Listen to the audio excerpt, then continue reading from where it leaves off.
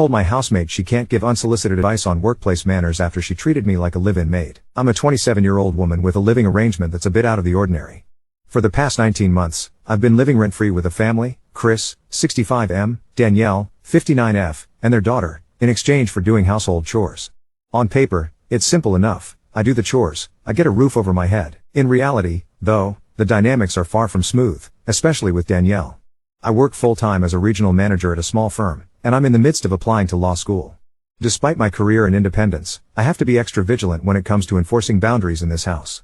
Danielle, in particular, has a loose grasp on the concept. She often seems baffled by the idea that she needs to knock before entering my room. For example, I know the age gap and the "I let you live here for free" mindset play into this, so I tread carefully.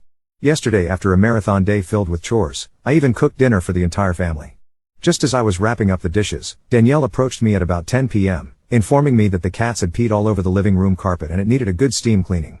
Groggy but obliging, I cleaned the carpet, but as I was stowing the steam cleaner away, Danielle followed and insisted I hit another room with it. It was 10:30, and I still had grad school applications to finish before bed. Exhausted and maybe less diplomatic than I could have been, I replied, "I'm not going to do that." Honestly, I should have just said, "I'll do it tomorrow," but fatigue got the best of me. I put the machine away, submitted my application, and collapsed into bed. The next night, as I was quietly prepping meals for the week, Danielle ambushed me in the kitchen. "I don't want to fight about this," she began, "but I wanted to mention something. Last night when you told me you weren't going to clean the other room, I found it rude. You should be careful when you say things like that at work so that you don't get fired." I stared at her in disbelief. Was she seriously lecturing me on workplace etiquette? I couldn't help myself. I shot back, "Danielle, you haven't had a job since before I was born. You don't get to give me advice about how to act in the workplace." She rolled her eyes, exhaled sharply, and said, "See, I didn't want to fight about this," before marching out. Frustrated, I called after her, "Then maybe don't bring it up?" She hasn't spoken a word to me since, and now I'm left wondering what fallout is coming. For further context, Danielle worked one job in her life, ages 22 to 25, before quitting to raise her kids. I, on the other hand, grew up poor. I've been working since I was 14 and have been self-sufficient since turning 18. The only reason I reside here is because, in 2023, the family offered me this arrangement when they needed help around the house and I was struggling financially. Danielle's advice, if you can call it that, is outdated and honestly off base. My job requires exactly what she criticizes, being both polite and unyielding, knowing how to draw lines without losing professional decorum. I suspect her comment last night wasn't truly about workplace rudeness but about being upset that I enforced a boundary she didn't like. Part of my growing frustration is how powerless I often feel. I'm constantly at the mercy of their goodwill and expectations, unable to push back without risking some kind of backlash. The saving grace is that I'm moving out in August when, hopefully, I start law school. My only goal is to survive until then.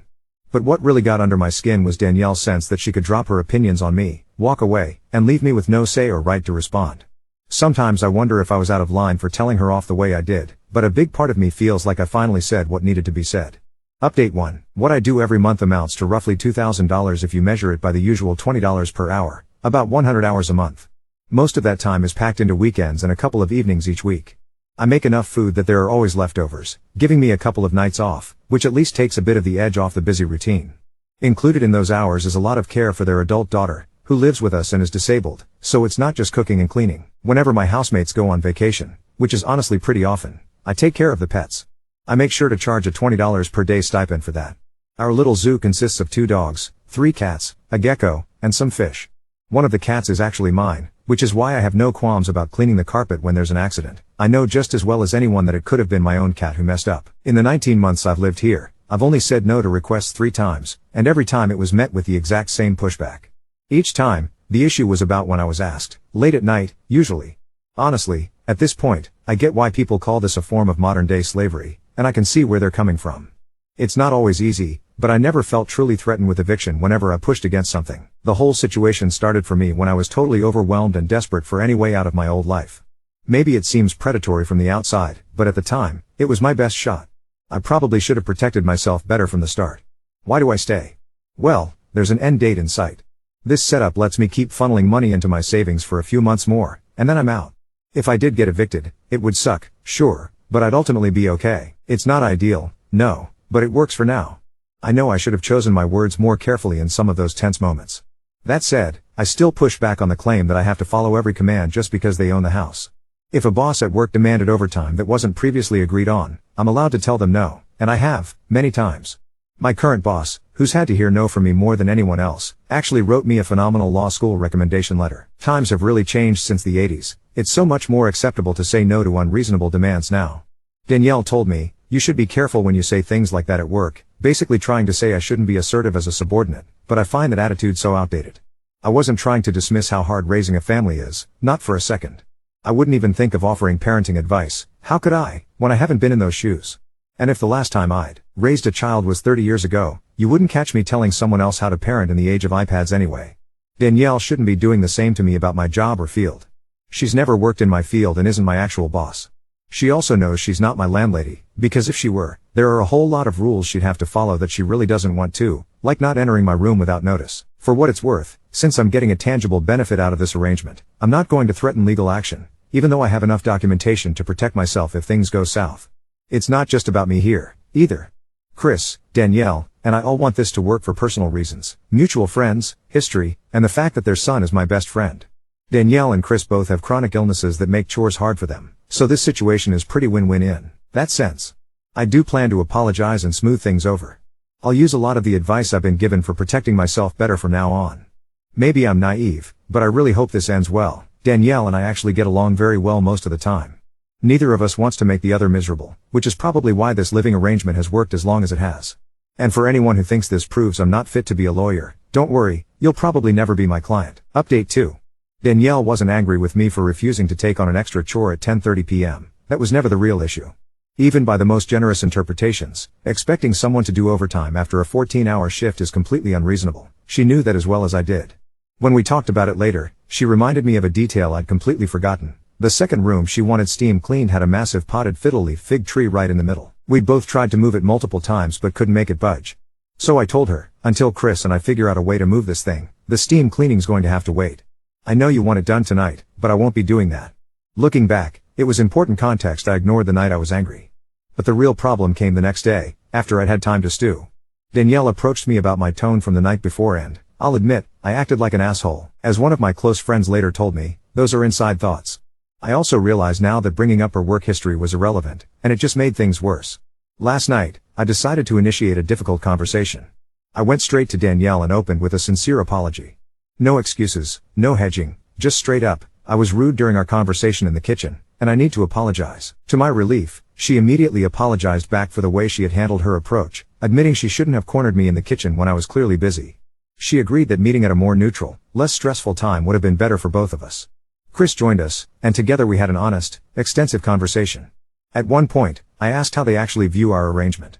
They made it clear, I'm not a tenant, not an employee, not a servant. Hearing that, I pointed out that if that's true, I need the freedom to say no to extra requests. To my surprise, they really listened. I explained the legal side in our state. Based on how long I've lived with them and the conditions, I could legally be a tenant or even considered a live-in domestic worker, but definitely not just a guest. That seemed to sting a bit. They were a little offended I saw our relationship as so transactional, but honestly, I found that reaction sort of funny. Sure, they can frame our situation as we're helping you, you're helping us, but for me, it's smarter to acknowledge that my livelihood depends on it. The stakes are simply different for me. In the end, they agreed, if they're not landlords and I'm not just the help, then I should be allowed more personal freedom than I've been given so far. I know Chris and Danielle both struggle with chronic illnesses, and a lot of the work I do around the house, including helping their adult daughter, isn't possible for them. We sat down and outlined exactly what my responsibilities are, and what they're not, reaffirming the boundaries we'd set before. To my surprise, they apologized for previous invasions of my privacy and agreed to install a lock on my bedroom door. It's an interior lock, so I can't lock it while I'm out, but it still feels like a real step forward. For the record, I was never threatened with eviction or anything like that. It turns out, people can actually work through conflict without jumping straight to ultimatums. After we wrapped up, I typed up a detailed email spelling out all the terms of my living situation. They replied, confirming everything in writing. It's not an official lease, but it's something, and it outlines everyone's responsibilities. We agreed my monthly hours would drop to 80 instead of the 100 plus I'd been doing. And at the federal minimum wage, that's about $580 every 4 weeks, more than most spare bedrooms cost in our area. Of course, the work I do is actually valued at double that on the open market, but I use the lowest figure for the sake of the discussion. We settled that my latest work cutoff is 9:30 p.m., unless it's a genuine emergency, and if they ever ask for something outside of my set hours, I get that time back elsewhere. I know someday in contracts class I'll laugh at all this, but for now, the arrangement works. Is it ideal? No, but it's serving its purpose. I don't desperately need to live here anymore, but I'm staying until August so I can sock away the money I'd otherwise pay for rent. It's doing wonders for my future. To anyone who thinks people in my position have to blindly obey every request or are just the help, I'd challenge that logic. Employees, household workers, anyone with less power in a relationship, they're people. We're all entitled to basic respect for our space, our time, and ourselves. No law, no matter how expansive, can take that away. And if anyone wants to blame me for ending up here in the first place, well, we all take the best option available to us at the time, even if it isn't perfect. That's not a sign of weakness, or stupidity. That's just life. Update 3. 6 months ago, I finally moved out of Chris and Danielle's house. Looking back, we didn't have any more blowout conflicts like the one that initially set things off. At that time, I was so frustrated and under such intense pressure that every little thing felt bigger than it should have, and I'll admit I got a bit carried away telling my side of things. I was a little too wordy and maybe even preached more than I meant to. But honestly, I'm just glad I made the effort to apologize in the end. The situation was always complicated. My perspective wasn't necessarily wrong, but in hindsight, I realized it just wasn't worth holding a grudge. I made peace with the whole thing, and we parted ways on good terms. When August rolled around, I moved out as planned. I'll always appreciate Danielle for stepping up one last time and co-signing the lease for my current apartment. It was a genuine act of kindness that helped me get back on my feet. Looking back at myself, I can't help but laugh at how I walked right into that odd living arrangement without thinking it through. Now that I've taken a contracts class, there's no way I'd do that again, or at the very least, I'd make sure everything was in writing before agreeing to anything. But I don't blame myself for how things unfolded. I was in a tough spot financially and desperate for a way out. Just last week, I caught up with Danielle over lunch. It was nice to see her, even if I noticed she and Chris haven't really changed their somewhat entitled attitudes. But that's not really any of my business now. I just smile, nod, and keep moving forward with my own life. Update 4. 2 weeks after that lunch, an envelope from the Department of Labor showed up in my mailbox with my name on it. At first I thought it was a scam. It wasn't. Inside was a witness notice about a wage complaint against Chris and Danielle filed by someone I'd never met. Apparently, they brought in a new live-in after I moved out, and it went sideways fast. Chris called me that night, voice small in a way I've never heard. He explained they tried to replicate our arrangement with the younger guy who'd just moved to town. He cooked, cleaned, watched the pets, helped with their daughter. No paperwork, no real schedule, just the same we help you, you help us thing. After a couple months, he moved out abruptly and filed for back pay. My name made it onto the paperwork because, in trying to put together a timeline, they'd given the investigator my email that spelled out my hours and boundaries from last year. I'm the cautionary footnote now, apparently. I'm not their lawyer, which I told them more than once. Still, it felt strange to hear the fear in Danielle's voice and not reach for a solution. I pointed them to a local employment attorney and told them I'd comply with whatever the department asked. That was the extent of it. A week later, I was sitting in a beige conference room with stale danishes and a court reporter, giving a statement under oath. It was almost comically on the nose. Employment law in the morning. Then so, how many hours did you spend cleaning on an average Sunday? In the afternoon. They'd printed my email, seeing it as Exhibit B, stamped and highlighted, made me weirdly proud and uneasy at the same time. I answered every question as plainly as I could. Yes, I cooked dinner most nights when I lived there. Yes, I helped their daughter with morning routines. No, I wasn't paid cash except for pet stipends. No, I wasn't threatened with eviction. Yes, we put in a lock after a boundary issue. No, there was no written lease. Yes, I told Danielle no once because a ficus the size of a human being was sitting in the middle of the carpet.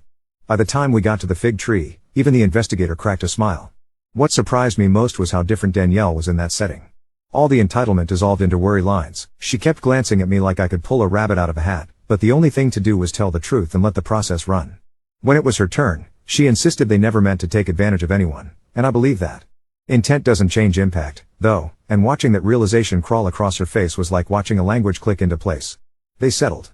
Quietly, quickly, for a number that made Chris wince when he called me afterward. The attorney they hired advised them to stop doing arrangements altogether and either hire through an agency or sign a proper lease with any future roommate, with chores spelled out like adults. They're using an agency now. It costs more than I think they expected, but the first time you see an actual work schedule and a worker who can clock out at the end of a shift, it's hard to argue with reality. After it was over, Danielle sent me a text that just said, "I didn't know. I should have. Thank you for telling the truth." I sat with that for a long time. We got coffee a few days later. She brought up the lock and laughed, called it your little crusade, and then admitted that if they'd had a written agreement from the beginning, with me, with anyone, none of this would have landed in a government office. She wasn't angling for absolution so much as acknowledging the obvious. I appreciated that. The weirdest ripple has been at school. In labor law, we were assigned a memo about domestic workers' rights, and while everyone else stuck to case law, I found myself writing about a ficus, a steam cleaner, and a door lock that arrived 6 months late. My professor circled the paragraph about mutual help versus employment and said, "This is exactly why we write it down." I didn't say out loud how personally I learned that. I'll probably always wince when someone throws around "we're family here" as a way to define work. That phrase did a lot of heavy lifting in that house. Now, when someone asks me for help moving, or to pick up a shift, or to stay late, I reach for the same sentence that kept me sane in that second-floor bedroom: I can help within the limits we agreed on. It turns out that survive subpoenas, stale danishes, and even ficus trees. Update 5.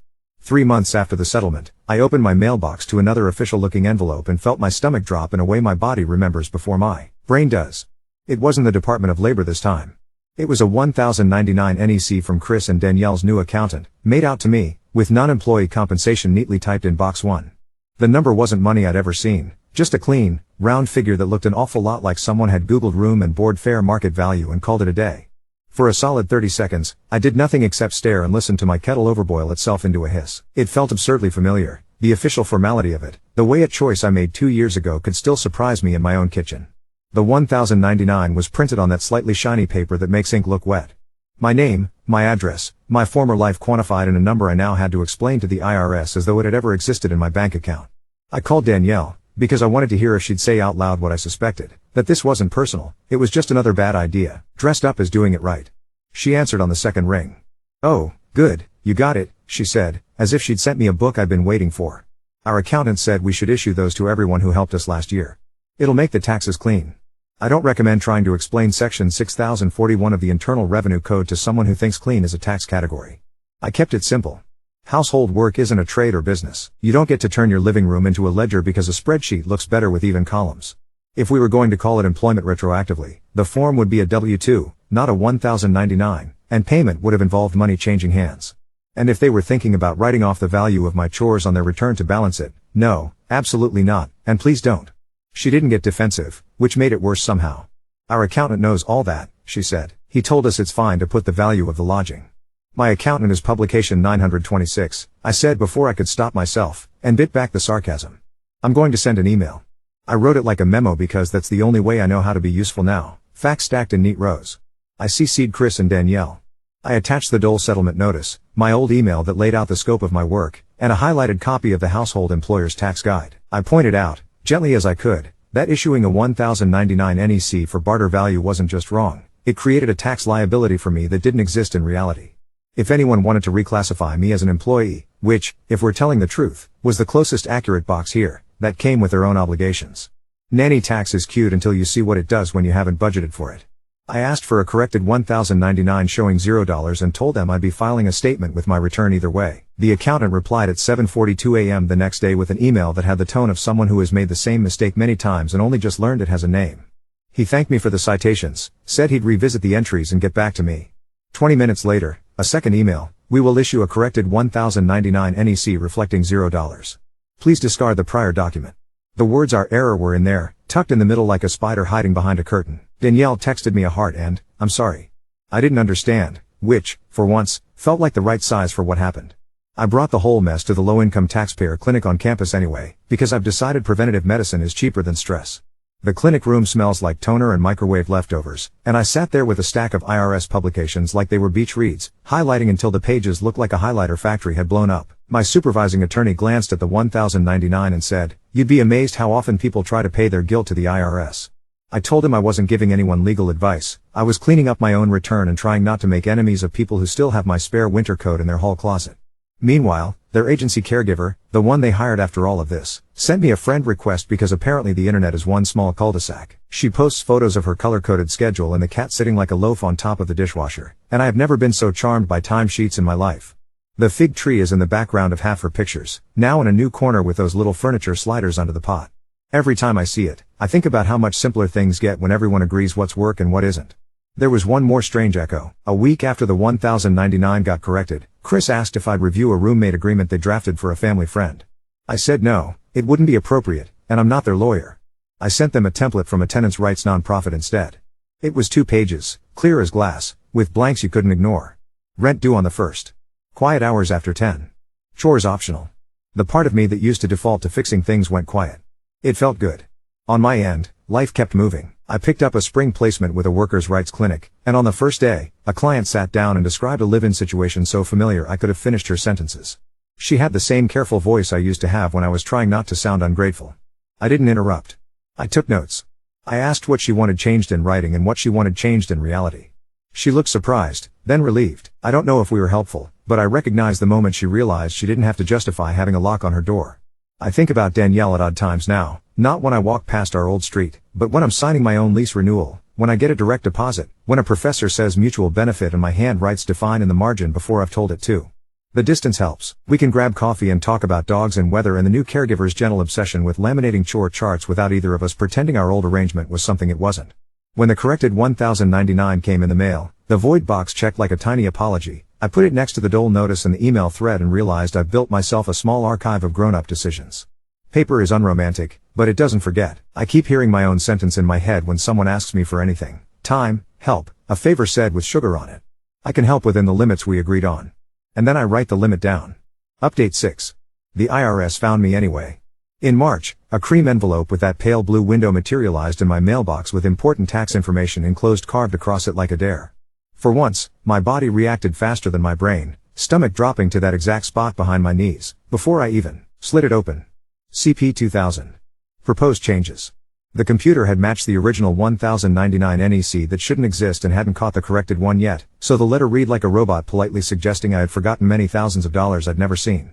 The timing was almost theatrical. I had a professional responsibility quiz in an hour about candor to the tribunal and found myself practicing the virtue on the IRS. I made tea because that's what you do when someone threatens you in Times New Roman. Then I pulled out my little archive, the voided 1099 with its box checked like a shrug, the accountant's error email, the dole notice, my original memo with the citations stacked like Jenga pieces. I wrote a response that could have doubled as a love letter to publication 525 in the information returns processing system, printed it on the good paper, and took a lunch break walk to the post office. The clerk weighed my envelope like it had opinions, slapped on a certified sticker, and asked if I wanted a receipt. I kept the receipt like it was jewelry. 3 weeks later, while I was highlighting a case about misclassification in the library, an IRS letter blinked into my inbox. No change. We agree with the information you provided. It felt embarrassingly euphoric to be told you're right by a bureaucracy. I printed that, 2-3 punched it, slid it behind the dole notice and the voided form, and realized my binder has started to look like a coming-of-age story told in headings and subparagraphs. The other shoe didn't fall so much as trip on the curb and fling itself at me in April, when Danielle called about a letter from Social Security. Overpayment for their daughter. Words I hadn't seen before but understood instantly when she read it aloud. In-kind support and maintenance, fair, share, value of 1/3 reduction. My name wasn't on it, but my ghost was. Do you still have any grocery receipts from when you lived here? She asked, thin-voiced. They want to know what everyone paid, and I don't know how to answer. I don't want to say the wrong thing again. I did what I've finally learned how to do. I didn't fix it. I told her I could send copies of the statements I had, those months I bought my own food and the weeks I covered the Costco run when they were sick, and that I could write a short statement about what I contributed when I lived there. I couldn't be their representative payee or tell SSA anything beyond the truth I actually held in my hands. We met at the SSA office anyway, because there's a limit to what a PDF can do and because some conversations don't belong over the phone. The waiting room was a soft parade of gray chairs and a TV silently looping a video about direct deposit with captions 6 seconds behind the lips. The ticket machine printed B72 in a font that looked like it had survived 3 prior governments.